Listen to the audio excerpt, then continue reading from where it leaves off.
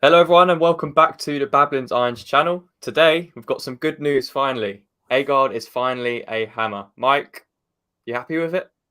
I'm very happy. We actually have a a really good centre back, to be honest. One that's got good pace, one that's very comfortable in possession, can pass the ball, is calm, composed, and also he can defend, which is great. And the thing that I really liked was his interview where Colton Cole was talking around, "This is what I know of you as a player," and essentially his response was, "I will be what the manager wants me to be." And that's an incredible thing to come out and say from the outset is, yeah, this is how I play, but I'm willing to play how the manager wants me to play to be part of this team. And that, I think, speaks volumes as to the guy's character, which is clearly he seems like a really good guy and seems a good fit for the club.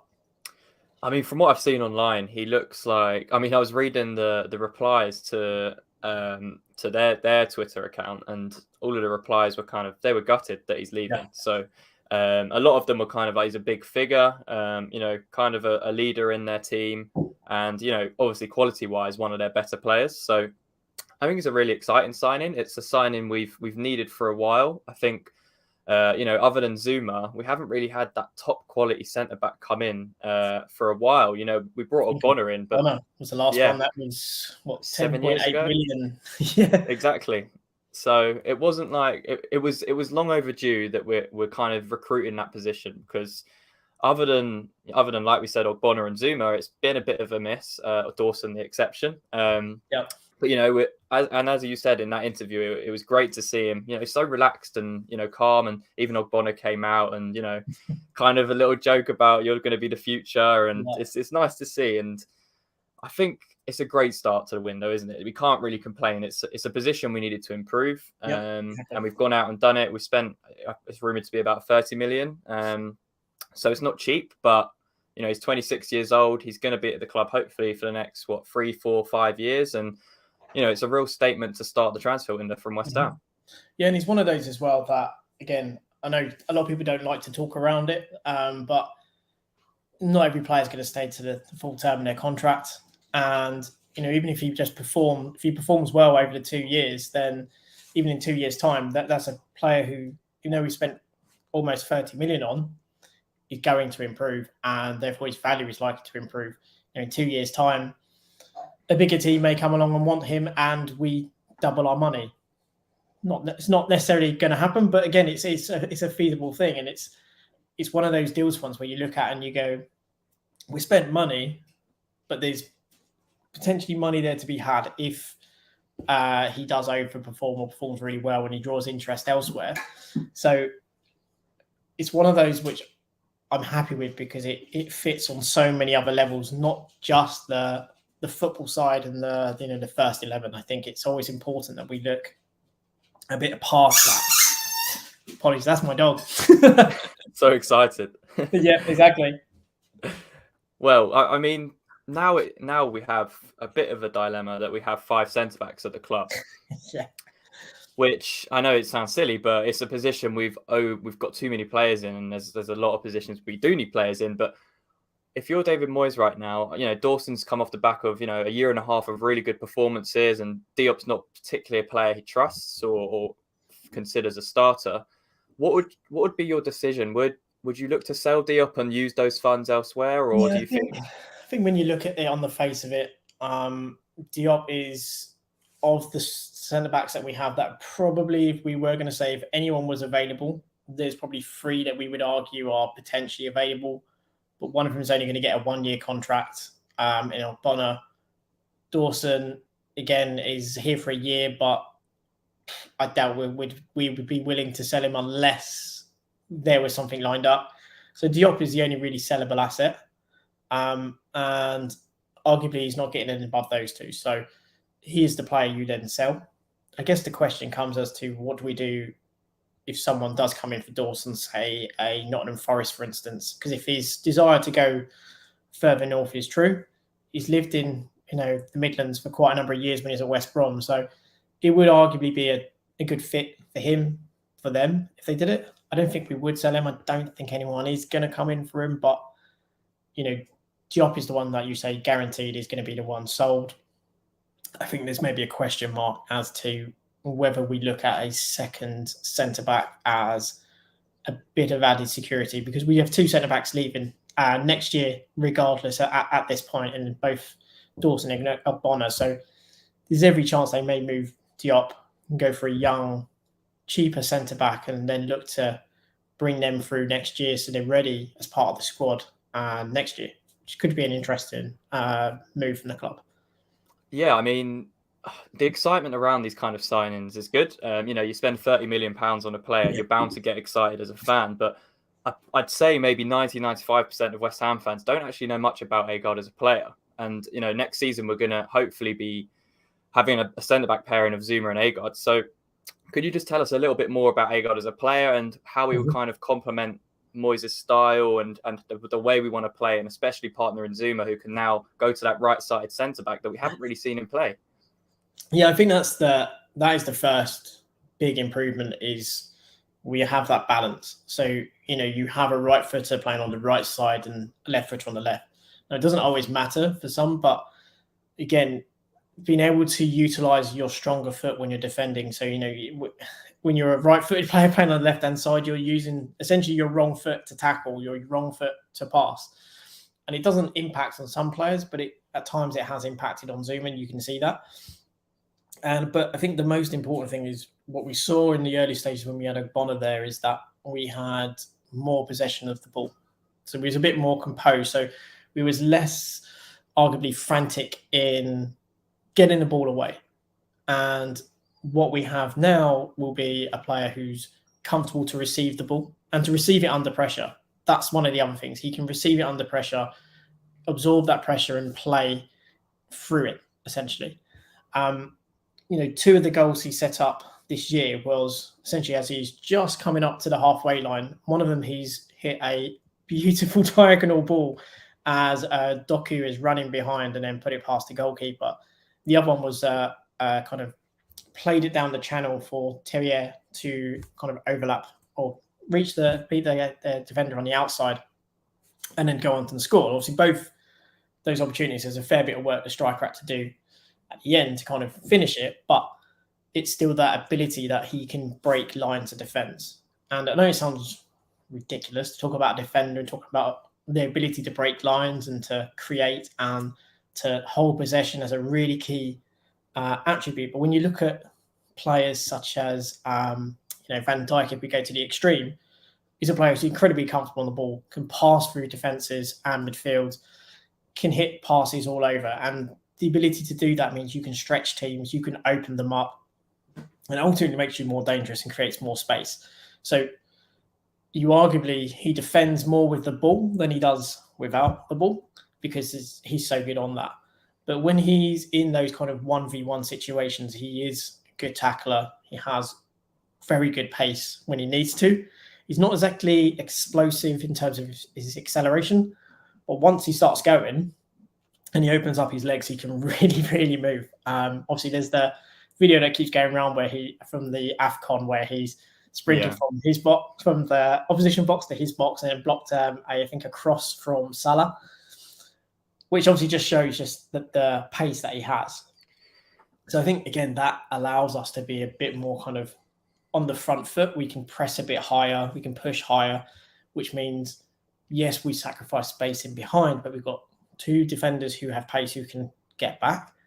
But also it means we squeeze the opposition, we suffocate the room that they have, and therefore means we can potentially retrieve the ball more in their half and then break a bit quicker. So it has its benefits. It can be high risk, but it can also be incredibly high reward. So it's one of those signings that I think is really good for us, because it just changes our dynamic on the pitch for me. And it's so important to be secure in possession in defence, I think.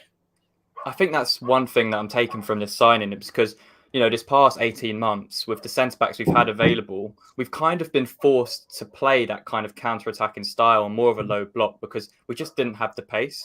you know, a lot of the time we've had Dawson in there, Cresswell as part of that back four, and, you know, left back could be the position we strengthen as well. We don't know yet. But I think that's the one thing that's going to be pretty important for us, is because now we can squeeze up. We've got hopefully a quick enough defence. But the one thing I have kind of question marks about is, from what I've seen over the past season, 18 months, 2 years, however long Moyes has been at the club now, we very much struggle to break teams down that do what we do to them.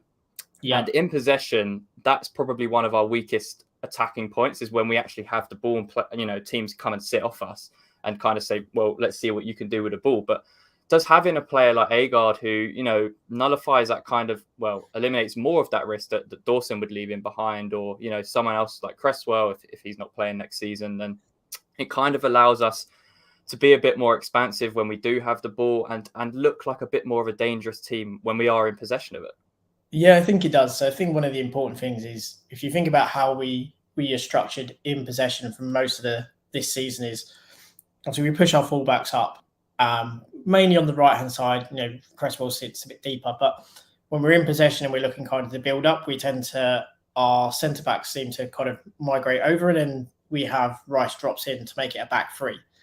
I think what this transfer allows us to do is actually to say, you don't need to come into here. You know, we'll essentially say, no, we're going to go with two in this point. You don't need to drop back and receive possession, because we have a player who can actually pass the ball. Zuma can also carry the ball if needs be. He's done that throughout the season. He can pass, but he tends to be a little bit more reserved at times and just kind of trying to keep and retain. Placing him on his stronger side, that may actually improve and make him be a bit more adventurous. But again, on the left-hand side now, there's no need to ask Rice to drop so deep. If Lanzini plays again, it's another player that doesn't need to drop deep. And that was one of our problems, was with so much of our midfield dropping deep that we didn't have really anyone in advance. And the only one who probably ventured into that position was maybe at times Souček, but he didn't have the security in his passing, or maybe the vision in which to execute the pass when it was there. So by doing that, it forces the midfield to sit higher, because you have a player who can find them in those little kind of pockets. And again, he can resist presses. He's able to find a pass. He can hit long diagonals. So it will change how we play in the position of our opponents, just by doing things a bit differently. And we're not essentially allowing them to come forward, or essentially removing our advantage in midfield. Essentially, that is by having a player drop into our defence, and then all of a sudden having our attacking midfielder drop into a centre midfield position, and having then what would have been a 3 potentially against a 2, now a 2 versus 2. So we're not kind of shooting ourselves in the foot, because we don't necessarily have the confidence to play through those lines through the existing defenders that we have.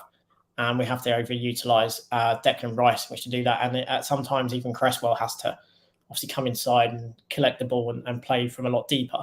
So this will encourage, I would like to think, us to be maybe a little bit more aggressive in our play, and be a bit more kind of forward thinking and pushing the opposition further back. I mean, yeah, I think it's a really exciting signing. You know, it's the beginning of the window, which is notoriously not how we do business, which is another bonus. So, well, you know, other than Aguerd, it looks like Moyes does not want to stop. You know, there's reports coming out that he wants, another 6 signings.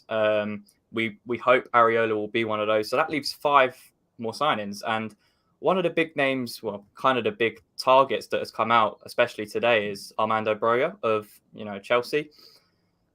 What are your thoughts on him as a player? Because he's still young. He's shown glimpses of what he can do in the Premier League last season, but also shown where his kind of lack of consistency has faltered him. And, goals did slow down in the second half of the season. But is he the type of signing that Moyes likes, and the type of signing that would suit how we play? Yeah, I think there's a lot to like about Broja. Let's start with one of the negatives. He's played predominantly in a 2-man attack. So he's had to share the burden up front, so to speak. So that would be a change for him, because he will have to be a lot more, you have to take on more responsibility because him being the lone man and lone striker. But he has all the attributes to be a lone centre forward and even a target man because he is. I think he's 6'4". He's incredibly quick for someone so high, so big. He's a really mobile player. So there's so many attributes about him that are really appealing to Moyes. And I agree again. I think it could be a great deal. I probably at this point, again, looking at players that are potentially available in this window, in this market, I don't think I would pay over 25 million for him at this point. It would potentially be a mistake, but I think based on what we need and not knowing the budget, I think it's hard for me to say, yeah, I'd go to say 35 million for him, for instance, because I guess a good comparison is El Nesri, another striker we've been linked with, who is reportedly available for around 20 million as well. He was a player we were hot on last season, but this season I think he struggled with injuries and goals kind of faded out. I think he scored 5 goals in all competitions. So if you're Moyes looking at that, would you rather spend 25 million on Broja, who's younger, faster, more mobile, can kind of operate on that final third a bit better than perhaps an El Nesri will? Or do you go with, his success and a bit more experience? I think that's the thing with Moyes. Sometimes it's difficult to assess because when you look at him, you look at he likes experience. He likes players that are more proven and I guess more ready to go. Broja, you would say there is still a level of he needs time to develop. The good thing for us is we have Antonio. So that does actually lessen the burden on Broja, that he can essentially have the season to get used to Moyes. He will play a lot of games, but he'll have the season to get used to the Moyes style of centre forward. Antonio will have pressure taken off him, so that may also actually allow him to be a bit more comfortable. And also, when we had Allaire, people seem to forget how potent he was. He was incredible when he had competition. And he's been great this year, but I think at times where if he'd had a bit of competition and a bit of rest, the number of goals he scored this season and even the assists will probably be a lot higher. So I think someone like Broja will help him.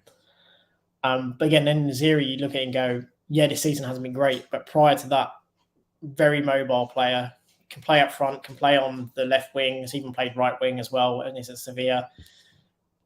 Brilliant left foot, quick, quite strong considering how kind of slight and slender he is.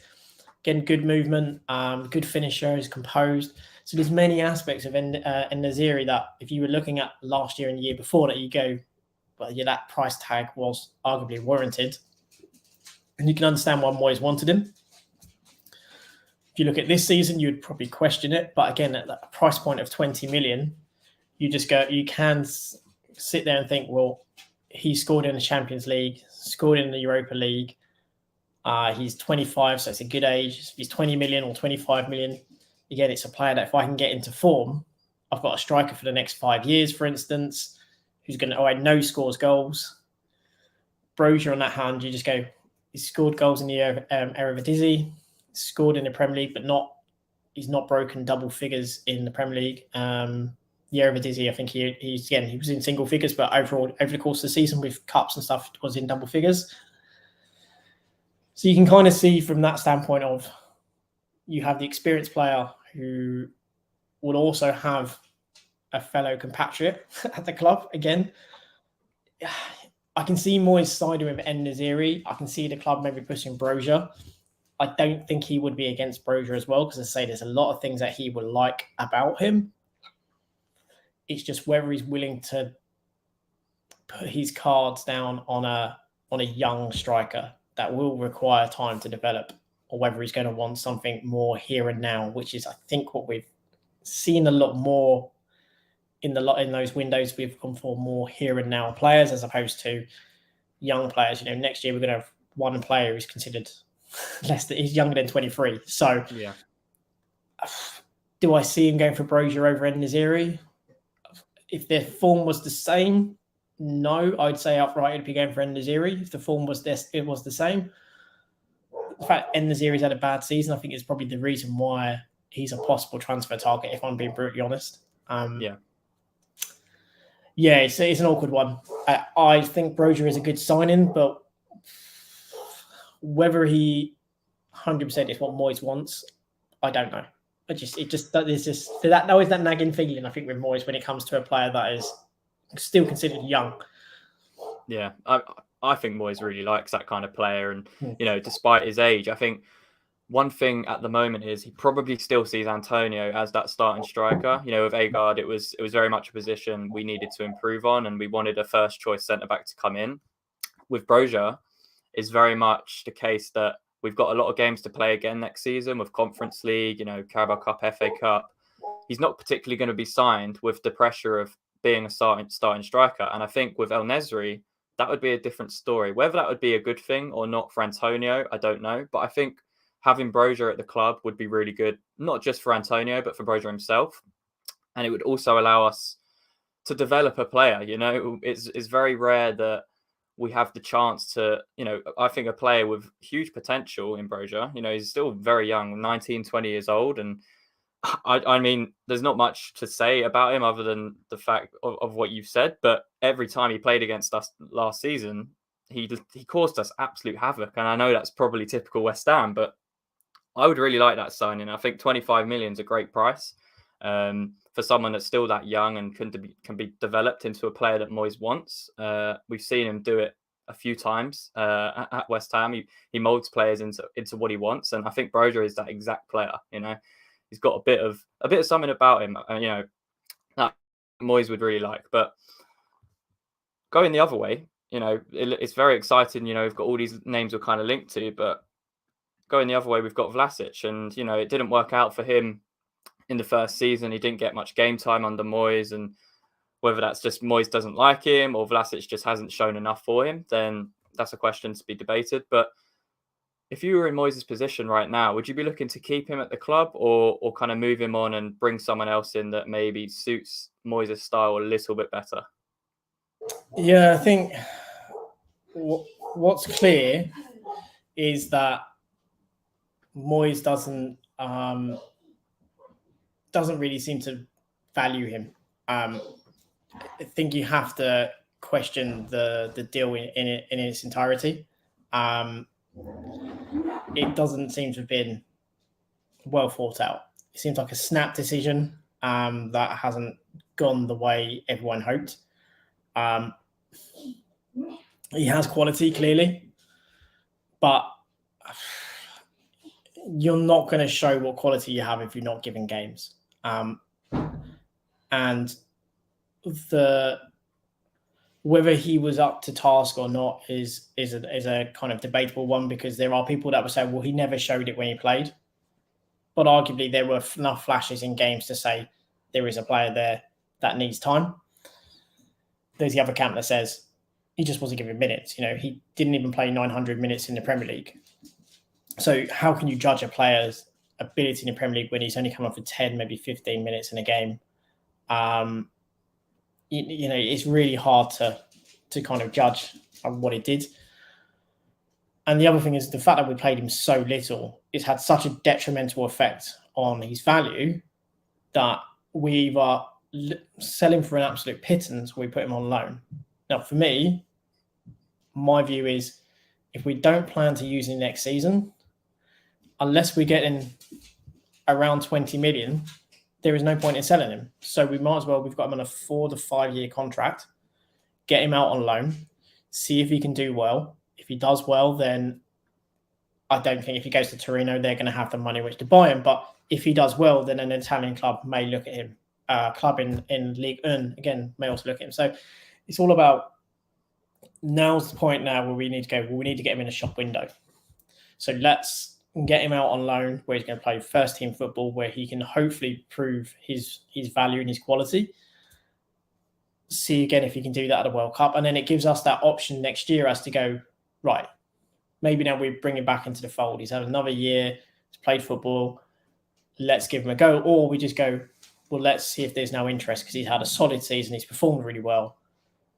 I think all in all, the better option is to loan him, hope he performs, and then get some decent money. Because I think if we try to sell him now, because of how he was utilised and how he's kind of been, I guess, I don't want to say ill-treated because I think that's probably too firm, but the way he's been kind of placed in the team, and I just don't think it's had a detrimental effect on his value. And there's been no thought as to, is the not playing him going to hinder us at the end of this, come next season? There were ample opportunities where he could have played, he just chose not to. And in some of those games we didn't fare very well either, because we just refused to make any changes. So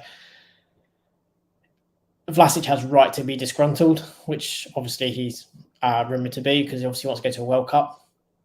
I can see it from both sides. I'd probably side a bit with Vlasic because I do think he probably wasn't given a fair shake. And I think with any player, you need to give him a run of games. And that means you essentially say to him, you've got 5 games, so you're just going to play the full 90 minutes for those 5 games.